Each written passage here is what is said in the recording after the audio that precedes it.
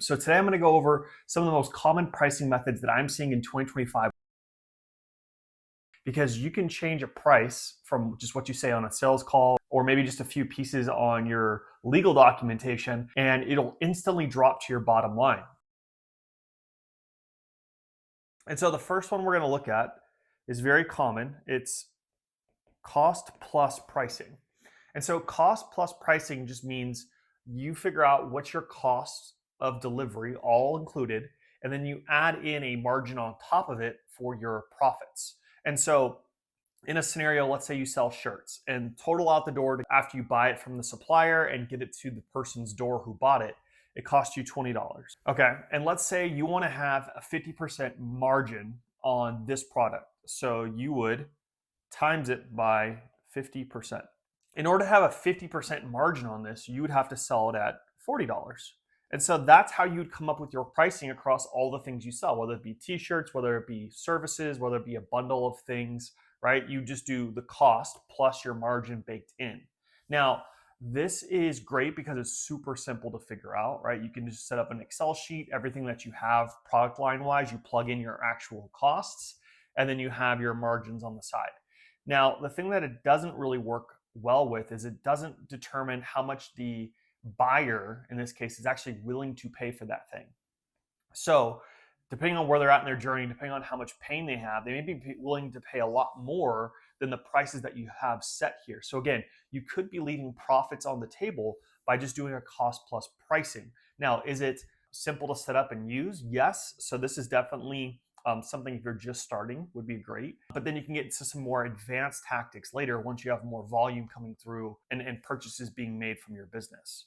So the second one we're going to look at is competitive pricing. So in your market, you're going to have, people that are doing something similar to you or the exact same thing as you. And so you're going to go around and you're like, okay, this is the low end of what people are offering for this similar good or service. This is the high end. And so what most people do is they find somewhere in the middle, and they do a little bit higher, a little bit lower, but they're right in this range. And again, competitive pricing isn't bad. If you're in a market that's pretty well known and it's been around for a long time, right? Market maturity has been around for a while, then customers, the people that are going to be buying, are going to most likely shop around because they're going to look for the different competition. And this is where competitive pricing really kind of took hold, was when people started to price match. So you'd go to a store and say, hey, I can find this on the website somewhere else. And then these big stores will price match you. Competitive pricing is good in that sense from the consumer standpoint because we can get what we want lower, but it's really hard to make really good margin as a business owner. Why? Because if you're competitively priced and then they go to like 3-4 other businesses that do something similar to you, they're going to figure out how to get the most from the business at the cheapest price. So they're going to say, well, hey, Bob's company will do the same thing you're doing, but for $100 cheaper. And so then that forces you to either drop your prices or add in even more things, which then decreases your profit margin.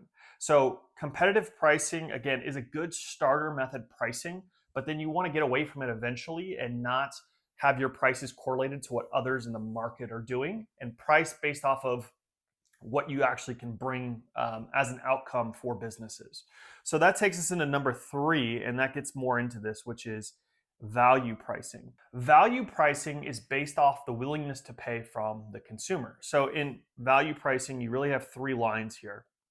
You have the value or perceived value in the customer's mind. You have the price at which you set your good or your service, and then you have your cost.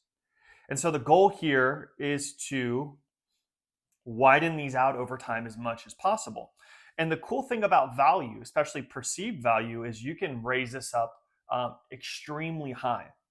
So you can do that by offering things that others in your same industry don't offer or are natural pain points. So let's say you work for a construction company or you run a construction company, and the big things is people want it done on time or sooner. People want it done in budget, and people don't want to be displaced, or they don't want to have to not be able to use their kitchen or not be able to use their house while the construction's being done. If you can offer those things like, hey, everywhere else will take a week for you to do the kitchen, we'll do it in 2 days because that's all we do. We specialize in just kitchen remodels. That is a higher value because there's less pain, there's less time that they're going to have to go through it, and there's probably more certainty on their end that you're going to be able to get the job done to the standard that they want to get the outcome that they want to. All right. Let's just say you also do like a car mechanic shop. Well, people don't like to leave their car for the day. They feel like it's an inconvenience for them. They feel like they can't trust the car mechanic because they're going to try to sell them on so many things. So if you can get rid of some of those natural tension points or frustration points from a customer, you can raise the perceived value of your good or your service. And that way you can charge more. A lot of value-based pricing is based on the outcome they want to get. So if they want to be in Beachbody shape, well, then you're going to price to that outcome rather than selling a normal gym membership. So it's a lot more tailored to where the person wants to go as opposed to a one size fits all solution. So the fourth method that we have for pricing is called price skimming. And so price skimming is all about, and this is more of a product side thing, but when something new comes out, you're going to charge more for it. But then as the product or the innovation is longer on the market, you price it lower and lower. So if you think about an adoption curve, it looks something like this, where you have the early adopters are in the beginning, right? I think it's the first 3% are like the early adopters. So think of a new technology like when the iPhone first came out, they're going to price it really, really high for the new technology, the things that features that phone has, maybe that a previous generation didn't. But then as it moves down the adoption curve and a newer versions come out, then they have to continue to drop their price over time. So then now the same phone a year later is $100 cheaper, $200 cheaper, whatever. And as it matures, then it's less and less. So in order to have this pricing model work, you front load the costs. And so that's called price skimming. So you're front loading all those costs. And then as the maturity of the market continues, it's valued less and less. So you saw this with TVs too. The first flat screens that came out were like $4,000, $5,000, $6,000, and they were like 40 inches, right? That was big back in the day. And then as technology increased, as more competition came in, people had to lower their prices. But in the beginning, you front load the prices and then you slowly drop them over time. That's price skimming. And it's used more with new innovation, new technology, new products. So if you have a product that's a first launch or limited edition, when you first bring it out, you might be able to charge more and then slowly drop it over time. So number 5 is discount pricing. This is very, very, very common. So most stores that you go to, think of like, I don't know if JCPenney's is still around, but JCPenney's always had discounts going on. If you go to a grocery store, you'll always see like a price like $6.99 for whatever it is, and then it's slashed through, then it's like $4.99, right? It's leveraging another pricing strategy here, which we're going to talk about. But essentially, you could be just known for discounts all the time, and people will naturally want to buy more when they feel like they're getting more for their dollar. So like, okay, I don't know how long this discount's going to last, so I need to grab it now before the sale ends, right? We're putting a cutoff there, and I don't want to FOMO. I don't want to miss out on this deal. So let me buy it now, or let me buy more now before it goes back to the regular pricing. Okay. So that's discount pricing. So usually there's like a cutoff or a limited amount that you can get. So there's urgency, there's scarcity built into it, and then it's priced down a bit for you to take action, right? And feel like you're getting more for your dollars today than if you did after the sale. So you'd also see this in a lot of retail or e-commerce where you can bundle and save, right? And the whole goal that they're trying to get you to do, or the whole goal that the business owner really is looking for, is to increase the AOV, or the average order value.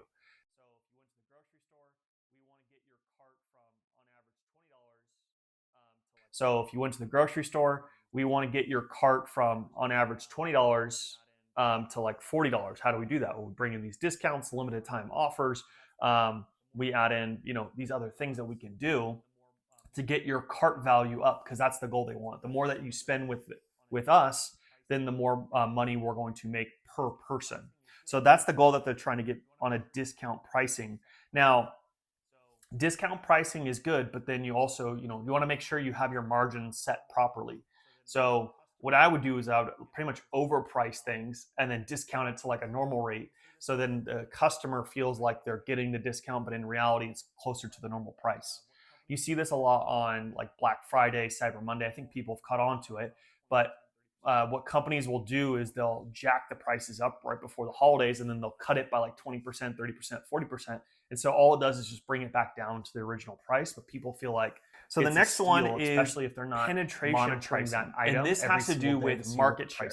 So if you are building a technology, this is where it typically comes in, or if there's a new industry being built, then there's fierce competition to grab all of the market share, or meaning all of the available buyers in that market. So take, for example, there used to be taxis, and then Uber came out. And so Uber created the ride sharing industry, which didn't exist before.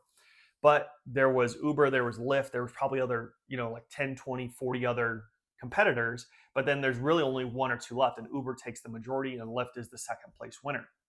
Why? Because in new industries, especially with technology, it's a winner take all strategy. So what will end up happening with penetration pricing is you keep the price extremely low or free for a long time until you win the majority of the market, until you're crowned king or queen of the market, and then you slowly raise your prices over time. So Uber back in the day was a lot cheaper. Now everyone starts complaining about the pricing because now they're trying to make every ride more profitable for the business, because once you run out of adoption into a market, the only way that you're going to be able to increase your profit margin is by most of the times increasing your prices. So you saw this with Netflix as well. Netflix was super cheap in the beginning because they cared more about market share. Then after a while, they came out with like tier 1, tier 2, tier 3 with ads and no ads. Pricing went up because it was less about market penetration and now more about profit per customer. So the penetration would be like, if you want to be first to market, or if you want to gain market share, then you lower your prices, or you do everything for free for a long time. Same thing with TikTok, right? That's another good example. TikTok didn't have any ads for the first few years because it cared more about getting people on the platform than it did about monetizing everyone and creating revenue. Okay. So after penetration, number 7, and I kind of alluded to this earlier with the last company I talked about, but there's also surge pricing. And so surge pricing has to do with supply and demand. So if you're at a baseball game and you leave and you want to call a rideshare app like an Uber, it's going to cost more. Why? Because there's multiple people calling for an Uber at the same time. Demand went up, supply stayed the same, so prices went up as a result. And so these companies are taking advantage of the supply and demand curve here and saying, we're going to raise the prices during these times to be able to create more profit. So you could do the same thing. So if you have a gym, for example, you're busy in the morning and at night. You can create surge pricing or another tier that will allow people to have access to the gym at those times, and then a cheaper tier for everyone else who just wants, a cheaper price, and they can go on the off hours when it's not as busy.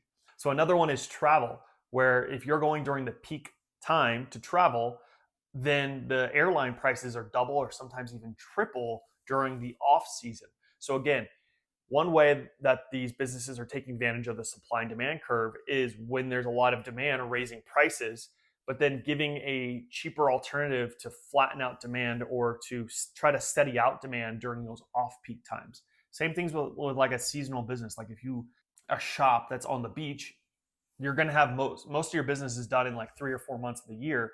So you would essentially have some type of surge pricing there. All right, number 8, which is psychological pricing. And this one's done more in retail, but it's typically where, the anchor price is like the first number. So then that's why you'll see the 4 is the stronger number there. The 95 is what people don't really register as much. And that's just taking advantage of human psychology and the way people think. So you'll see this in retail, you'll see this in restaurants, and they'll add these 95s or 99s to it because people won't look at that. They'll still think it's a $4 item. So that's one way that you can also increase your prices. Like if you have your prices set at $4 and you're in one of those industries that, it's typical to see like a 99 or a 95, you could probably raise your prices a bit and it won't change any conversion as far as people buying from you. So that's another one to take advantage of, is the psychological aspect of a 99 or 95. Same thing here. Like if you think about popcorn, right? You have the small, the medium, and the large popcorn, right? The small, medium. And so what they'll do is they'll try to force you into one way or the other. Okay, so the small is $5, the medium is $7.50, and the large is $8. So you could see here it's all based off of what the middle price is. So like, oh, well, I want more than a small. Okay, well then what's the medium price? And you look at the medium price, well, that's $7.50 for medium, but if I just pay 50 cents more, I'll get the large, right? So this one is really just a decoy or a phantom pricing as well, where you can then shift buyer behavior towards one way or the other. You're really moving a lot more people to try to get them over to the large than the small. That's another way that you can use this psychological levers to help drive traffic towards one or the other. If you have a menu, it can work the same way. So if you have like a restaurant and you're like, hey, this is the chef special, okay, more people are going to want to buy this chef special, especially if your waiters and waitresses go around and talk really good about that chef special. And so you can then shift your pricing to where it's a high gross profit, high gross margin item or pairing. So then that way your business is able to make more. Number 9 is premium. And I'll do number 9 and number 10 together. And number 10 is low cost. So this is the other two ends. So a lot of times if you do competitive pricing, then you're usually in the middle, right? You look at what Bob and Susie are doing. You're like, I'm going to do somewhere between that. The other ends are the two extremes, right? Where it's premium pricing or low cost. And so most luxury brands you'll see on the premium side because they're really not even selling the item. Like the item is there, but they're really selling something more than the item. So like a handbag, they're selling more about status. They're selling more about identity. They're selling more about your emotions and how you feel wearing the bag and what that bag says about you. Premium is a lot more about the feelings, the emotions. It's more about these intangible things that you can connect to with the person. It's usually more of an identity or an outcome that you can pair your premium service to. Now, if you're doing this in a service-based business, premium just may be like, okay, you're going to get access to a higher level coach or subject matter expert. You're going to get faster response times. You're going to get a weekly check-in instead of a monthly check-in, right? So it's like a more of a white glove service. So that's the equivalent in a service-based business as to what a good or a service could be for your premium tier feel. The low cost is all about driving the cost or the price as low or near zero as possible. And so you'd have to then automate as much as possible, outsource all the labor as you can to find the cheapest labor. AI now, right, for automation. But essentially, you're going to find the cheapest place that can make the good and you're selling it for the cheapest price and it's a volume game. So you're trying to get all the traffic, highest amount of volume through, and you're going to make it up in that sense. So low cost, low margin, but high volume. So you can definitely do this and it'll work for you. Think of Walmart, think of Costco. Like I think Costco, they make almost all their profit just off the subscription. They don't make profit really on the things they sell inside the store. So you're passing on the savings to the customer as much as possible. And then you're finding other ways to help monetize and stay in business. So you could definitely do the low cost, but usually there's only one low cost leader in a section. So it's going to be very, very competitive. And you always have to come up with ways to beat and lower down the prices. So again, it's good for the consumer, but it's really hard to win on the low cost side. I would really suggest more people looking for ways to add and say, how can we become more premium? Because if we're more premium, you have more margin, and more margin, now you can reinvest into your team, pay them better salaries. You can invest more into your marketing efforts, things like that. Okay. So what are some common strategies that you'll see in different businesses? We already talked about a few of them. So like Apple with the skimming, mostly in SaaS, this is a good one, is that they'll do like a free into paid. And I like this because for pricing purposes, and this is kind of getting into offers a little bit, but for pricing purposes, most people don't want to have any risk. So if you can give it to them for a free trial or for a free bit of amount of time, and then try to convert them into paid, that's great. So what they do in SaaS is they take your credit card information and they say, hey, you get 14 days for free. And then if you want to go past that, then you got to pay. That's one strategy. And I really like that because I think that for most things, people don't want to take the risk, especially if they don't know you at first. So you want to be able to give a lot of stuff up front for free. So you could do that in a lot of different ways. Just for the other day, for example, I was at the mall and there's this workout studio that was trying to get more people to show up to their classes. Okay, well, how do they do that? Well, they set up something like this right out on the lawn area or it's a free class. Hey, every whatever day of the week, we're going to run a free class. You can come out, just grab your mat. We'll do some whatever, right? So they get in a teacher, an instructor, and then, they may have someone who's sponsoring it too. So then they don't really have to incur any cost. They get a whole bunch of people out there, right? A huge crowd for free. And then what do? They do the whole class, and then they say, hey, and you should sign up for a membership, right? So it's figuring out ways to get people attracted to the free thing that you have, and then get them into a paid service from there. So I think that model can be taken across in a lot of different ways, right? So you can do a free entry into a premium, or a free entry or a discounted free. So like it's very, very low. I've seen this more of the info space, consulting space, but they'll do like an intro offer at like $27 or $29, right? Something very, very low, like discount, right? So huge discount. It's usually $500, but we're going to discount it. It's $27. The way that they do that is because it's kind of like SaaS, where it's intellectual property that you built once and then it's able to be used multiple times. Think of a free course, think of a webinar, think of a PDF download, think of a book, anything that you could digitally make. Once it's done, then you can give to 1,000 people or 10,000. There's sky's the limit, right? So you can bundle all that stuff up for a cheap price, and then you can then get them into the higher level services or offers that you have down the line. Another free one that people are doing a lot now in the online space is like community. So you do a free community. Again, it's wrapping in learning, it's wrapping in people helping people, and then you send them into your offers. If you're doing something like online e-commerce, obviously this is pretty common now, but you'll bundle. So if someone's going to your website to buy a brush for their makeup, then you're like, well, do you want these perfumes? Do you want these 3, 4, 5 other things? And they try to cross-sell you on the website.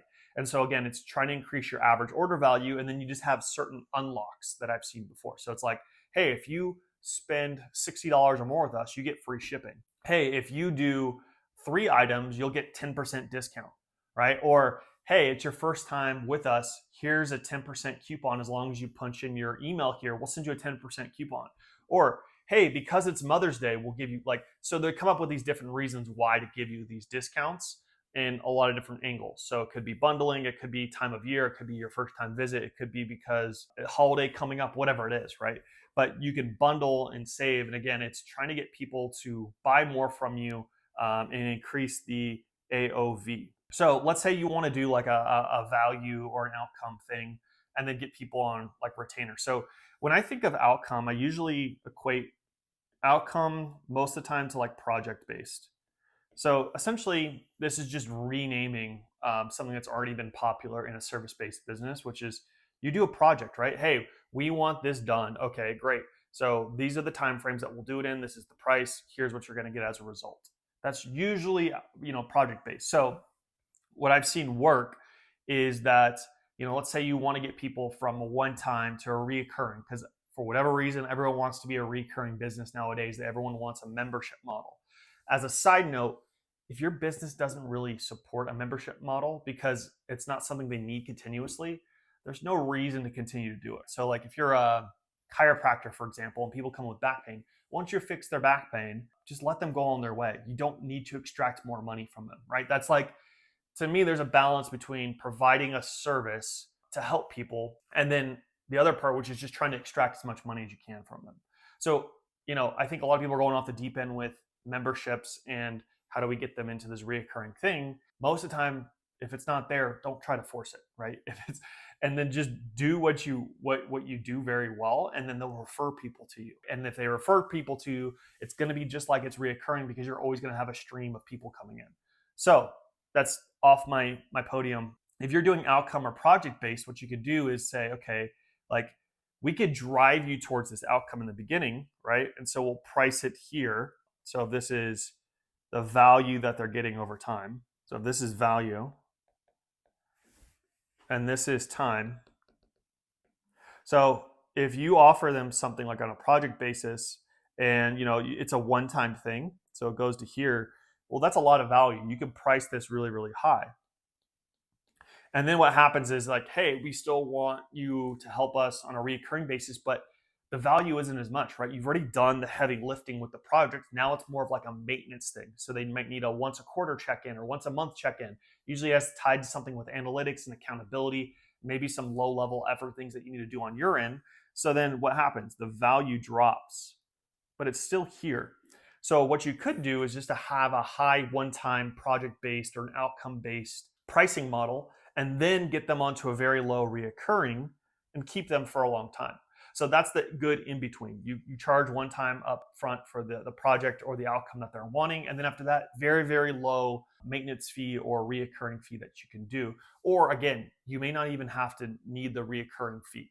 And I know most people want to have the security and certainty in their business to have reoccurring and not have to always get more customers. But again, it goes back to the kind of ethical conversation of like, are you still providing value to them? Is it still something that, should be reoccurring in nature? But that's it for this one. Hopefully there were some things that stood out to you that you want to try implementing into your business when it comes to pricing, when it comes to some of these offers and strategies. I'd love to know which one you want to do in the comments down below.